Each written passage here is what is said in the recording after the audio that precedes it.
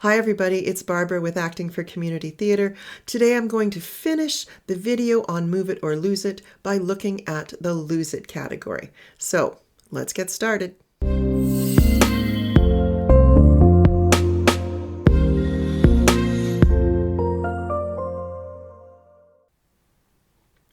If you haven't watched the video prior to this, which is Move It, please do, because that's where you should start, is how to help you move on stage more effectively. Today we're going to talk about losing it. So that simply means getting rid of some of those habits, those little quirks and habits that all of us have that get in our way or cause a distraction to good storytelling on stage. And I will say this also applies in social settings too. So something to think about. My number one tip for what to lose in terms of your physicality on stage is the actor shuffle. This typically happens with newer actors. They're a little nervous, and when we get nervous, we tend to shuffle. We tend to move our weight, shift it from this foot to the other foot and back again. Or sometimes we'll do a walk, like maybe a step or two to one side and a step or two to the other, or sometimes forward and back, or sometimes this even just means actors will rock on their, on the balls of their feet and the heels of their feet, sort of back and forth. These are all what I would consider the actor shuffle. And honestly, it just reads exactly as what it is, which is nervous actor. That's how it looks on stage. It never comes across as, or rarely does it come across as nervous character. It just is, it's just a different thing. A nervous character might pace, but it's clearly part of your blocking. A nervous character might fidget a bit, but they're not going to do the actor shuffle. So the thing that is most important if you've got this problem, or many of the problems that I'm going to talk about, is to learn the neutral position. This is how you're going to get grounded, and it's how you're going to learn to be not just grounded, but also open and available in front of other people, which is why I say that it's connected to social settings. Because that's a good way to practice it, and it's a good way to actually experience being comfortable in front of other people. So if you haven't seen my video on the neutral position, I would highly recommend that you go and look at it, because I'm probably going to mention it 6 or 7 times in this video. So the actor shuffle equals start practicing the neutral position and start doing it in a social setting.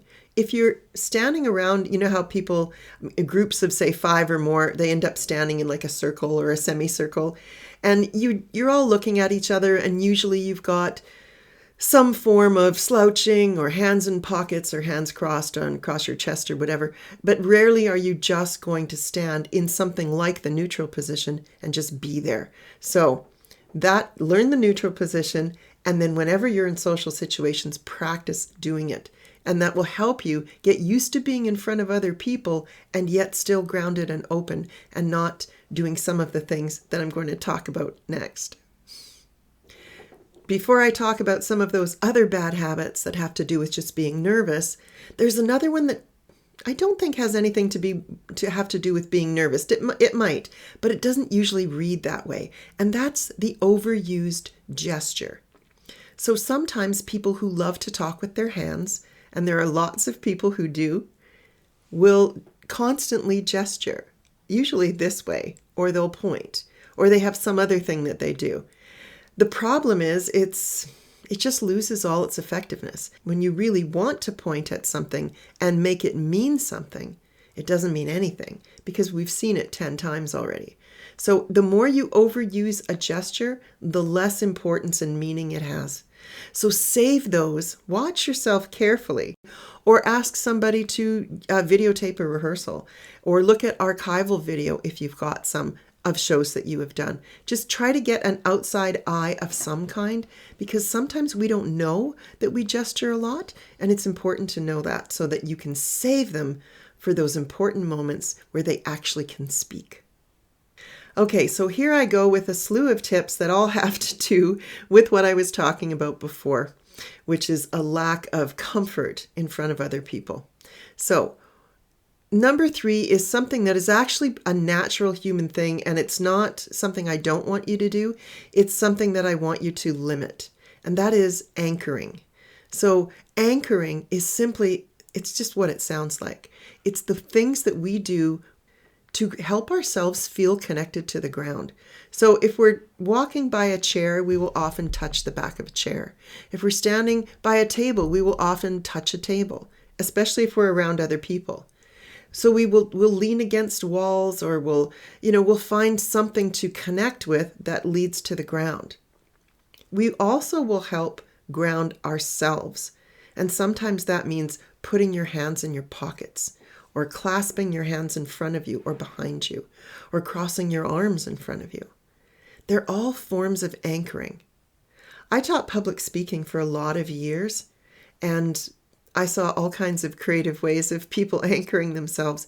But one of the things I would teach them is if you're really, really nervous and you haven't figured out yet how to be in front of a crowd with some level of comfort, and you're so focused on how nervous you are that you're not focused on what you're there to do. And normally, if you learn to really play the action, you won't think about being nervous because you'll be doing something. But let's just say you're not there yet and you're really nervous. One of the things you can do is literally anchor yourself. You can take the tips of your fingers, drop your hands by your side, and just literally touch like your legs, the sides of your legs, very subtly, so nobody would even maybe know. Or you can even anchor by touching your thumb to your index finger. It's astonishing how much just being able to touch something that is connected to the ground helps. So the first thing that you need to do if this is an issue for you is to learn the neutral position, is to practice that in social settings, is to take an improv class, because that always helps people feel more comfortable. And I'll do a video on that another time. And then to find different ways of helping to ground yourself where people aren't even seeing it. And that includes, by the way, naturally, like things that look natural on stage. So if your blocking is to walk behind a chair, to the back of a chair, then of course put your hands on it. We would normally do that. It's when you see actors touching everything all around the stage that you know that they're like, okay, they're really nervous and they're anchoring like crazy all over the place. The point is to learn how to be open and available and grounded just by yourself on stage in front of other people. That's the goal.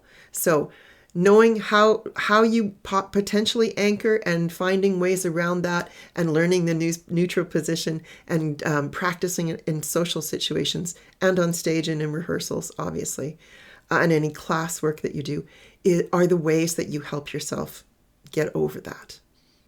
These next few tips are very similar. In the same way that we anchor, actors will adopt some sort of an awkward or sloppy stance. So they will, for example, like I mentioned, they'll put, hands in the pocket, but they'll slouch a little bit, or they'll sit and they're really kind of, very crookedly in a chair, which can be fine at times for characters and moments. Sometimes that's exactly what you need. But often I see actors just being really awkward on stage. They're always clasping their hands. They're always got their arms crossed, or their hands are in their pockets, or they're needing to hang on to their handbag or something. Like they look awkward. They look like they don't actually belong on stage. They look like they want to run off. They look like this is the last place they want to be. And audiences can clearly see that. So it's sort of like the actor shuffle, and it's sort of like anchoring, except they're not really anchoring to anything. They just have an awkward stance about them. They're just off kilter. And they just look like they don't want to be there. Again, grounding, neutral position, practicing in social situations, maybe taking some improv classes. These are the things that can help. And the next tip is very similar. It's just a sloppy stance. That's where some actors are just always hunched over. If they stand at the back of a chair, they don't just stand and put their hands on it. They're slouching right onto it.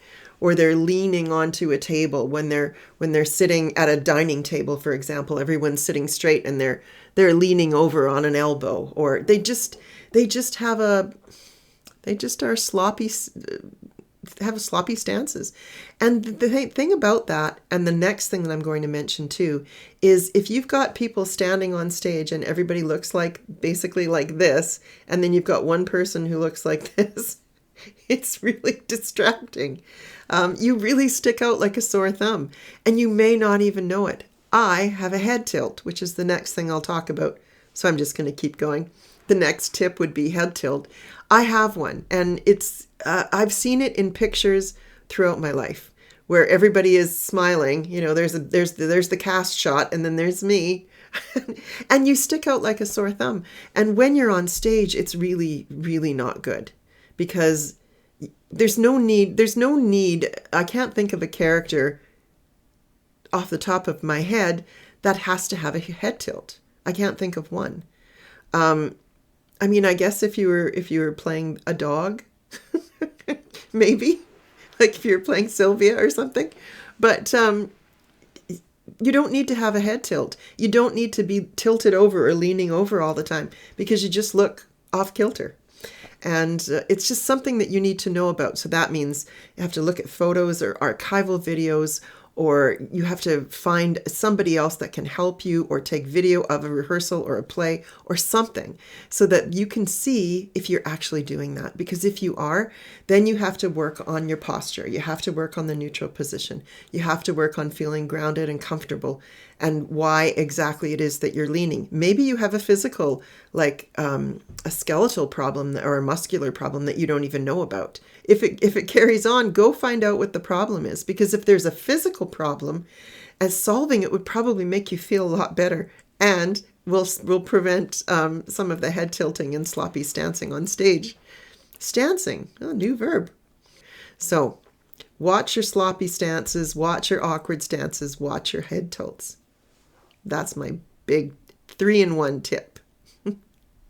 So as I've noted, most of these tips can be fixed, or addressed at least, by learning the neutral position and practicing it, and by practicing it in social situations, and by getting some sort of outside eye to help you, whether that's photographs or archival video, or having someone take a video, or even have someone watch rehearsal or something and say, you know what?